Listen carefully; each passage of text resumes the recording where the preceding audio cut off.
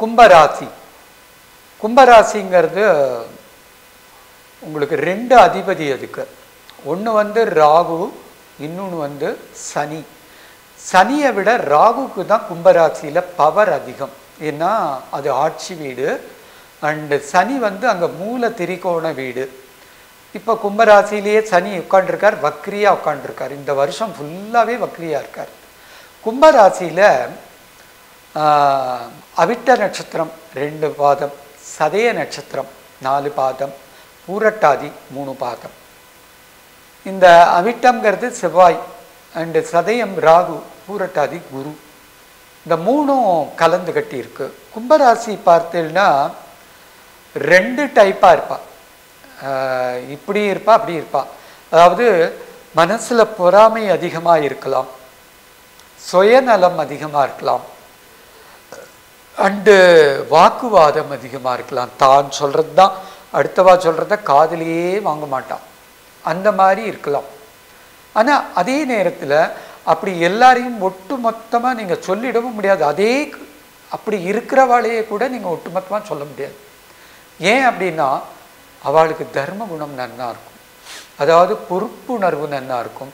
And தேவையானால் இப்போ ஒருத்தர் நிஜமாகவே கஷ்டப்படுறான்னா கூட இருந்து ஹெல்ப் பண்ணுவாள். அதே போல் உழைக்கும் வர்க்கம், ரொம்ப ஹார்ட் ஒர்க் பண்ணுவாள். எத்தனை மணி நேரம் வேலை கொடுங்கோ நல்லாவே செய்வாள். அண்டு பலன் எதிர்பார்க்க மாட்டா, பட் சொல்ல முடியாத சமயத்தில் சொல்லி காட்டிடுவா. நீ இந்த மாதிரி பண்ணியே, நான் உனக்கு இவ்வளோ பண்ண, நீ ஒன்றுமே பண்ணலையே அப்படிப்பா. அந்த குணமும் இருக்குது.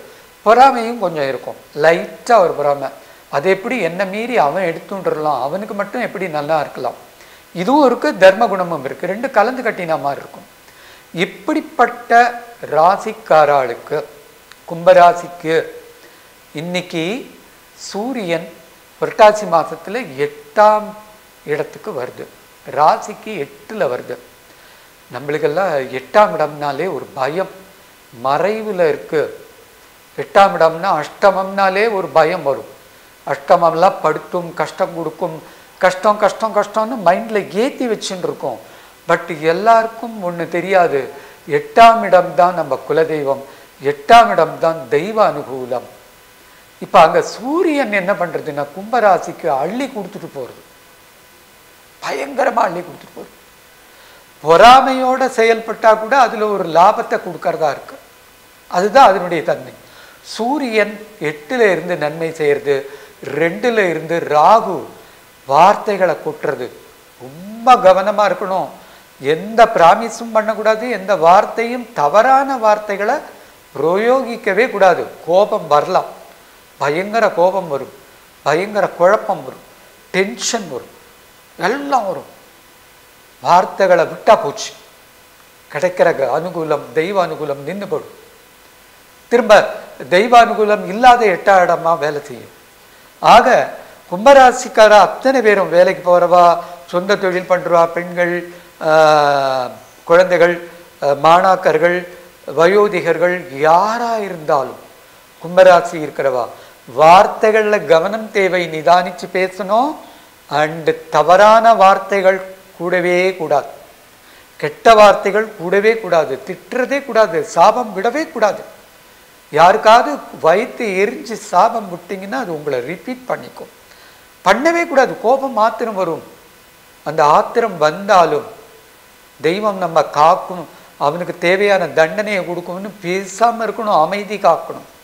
கும்பராசிக்காரா பூரா இந்த புரட்டாசி மாதத்தை அம்மன் பாரில் செலுத்தி அம்மன் இதை வழிபட்டு அப்படியே இந்த நவராத்திரியை கொண்டாடிண்டு அப்படியே அமைதியாக போயிட்டு இருந்தால் எல்லாம் கிடச்சுட்டு இருக்கோம்.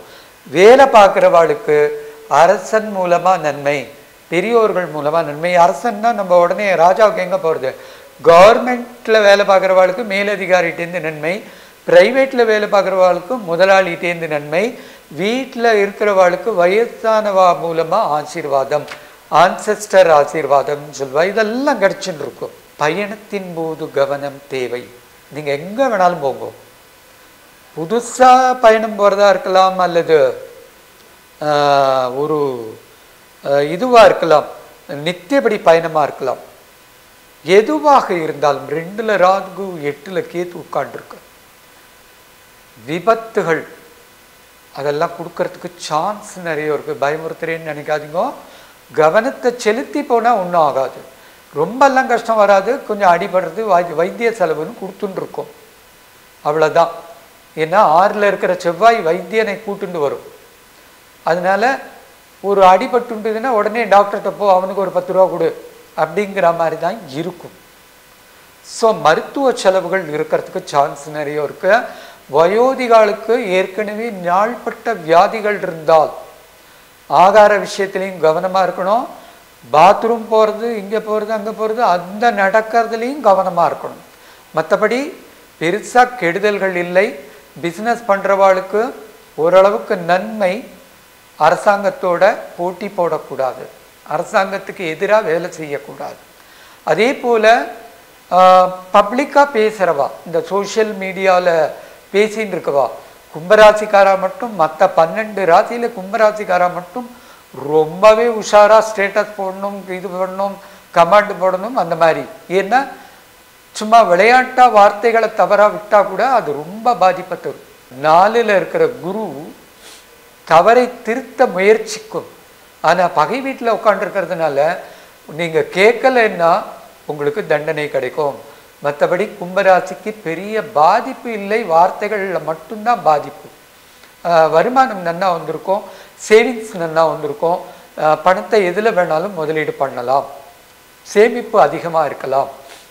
மற்றபடி இந்த கும்பராசிக்கு வணங்க வேண்டிய தெய்வம் அம்மன்னு சொன்னேன், புத்தம்பருவா நவராத்திரி வர்றதுனால. கும்பராசிக்கு முருகனை வழிபடுறது நல்லது. ஏன் அப்படின்னா 6ல் செவ்வாய் மறைஞ்சிருக்கார் ஒன்று. 2வது உங்களுக்கு 6ங்கிறது சஷ்டி, கந்தனுடையது. அதனால் அந்த முருகப்பெருமான் வரும்போது 2வது இன்னொன்று வந்து கும்பம் வேல் சம்பந்தப்பட்டது, ஈட்டி சம்பந்தம். இந்த வார்த்தை ஈட்டி மாதிரி குத்துறான்னு சொல்லுவா பாருங்க, வார்த்தையால் ஈட்டி மாதிரி குத்துறான் அப்படிங்கிறான். இப்போ விருச்சிக ராசிக்கு தேள் மாதிரி கொட்டுறான்னு சொல்லுவோம். அது மாதிரி ராகுவை பொறுத்த வரைக்கும் ஈட்டி ஆயுதம், ஈட்டி ஆயுதம். அந்த இது யார் வச்சுருப்பா, வேல் யார் வச்சுருப்பா, 2 பேர் வச்சுருப்பா. ஒருத்தர் முருகன், இன்னொருத்தர் ராமர். என்னடா ராமருக்கு வில்லு தானேன்னு சொல்லு, வேலும் உண்டு, வேலும் ராமனுக்கானது. ஸோ முருகனை வழிபட்டால், கந்த சஷ்டி கவச்சம் சொன்னால், வேல் மாறல் சொன்னால், முருகா முருகா முருகா முருகா சொன்னால் பயம் போயிடும், தைரியம் வரும், வார்த்தைகளில் பணிவு வரும். அதாவது ரொம்ப இதுவாக சொன்னால் வார்த்தையில் பணிவு வேணும், அதை பண்ணிண்டா போரும், கும்பராசி ஜெயிச்சுடலாம். ஓகேவா? கும்பராசிக்காரா வார்த்தைகளில் மட்டும்தான் கவனமாக இருக்கணும்.